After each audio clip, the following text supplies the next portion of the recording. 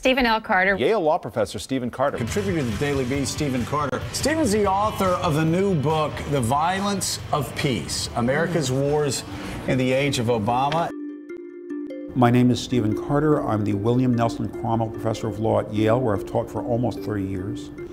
The name of my book is The Violence of Peace, America's Wars in the Age of Obama. The book began as a criticism, I hope a thoughtful and polite one, but a criticism of the Bush administration's policies with respect to war. It became a book about Obama when it became clear that his policies were going to be very similar. When Barack Obama was running for president, he certainly was one of the most articulate critics of President Bush's policies in Iraq and Afghanistan and the war on terror. George Bush and John McCain don't have a strategy for success in Iraq. They have a strategy for staying in Iraq. Now that President Obama is the commander-in-chief and fully in charge of the nation's armies, on virtually every front he's doing with respect to war largely what President Bush did. I think what we see here is not that there's something wrong with President Obama, but rather that maybe with respect to war, there's less wrong with President Bush than some of us thought. War critics can no longer credibly argue that we're losing in Iraq. So they now argue the war costs too much.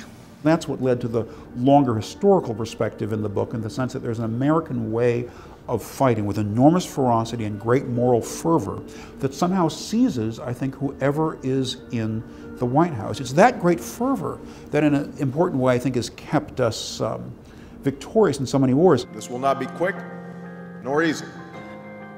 But we must never forget, this is not a war of choice. This is a war of necessity.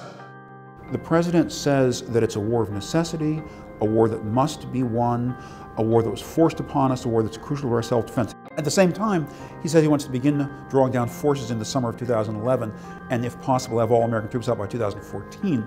It strikes me that you can't ride both of those horses. Either you think it's a war of necessity, in which case you've got to go all in, you've got to prosecute that war, or you think that it was a mistake, and we shouldn't be there, in which case you've got to be getting out as fast as you can.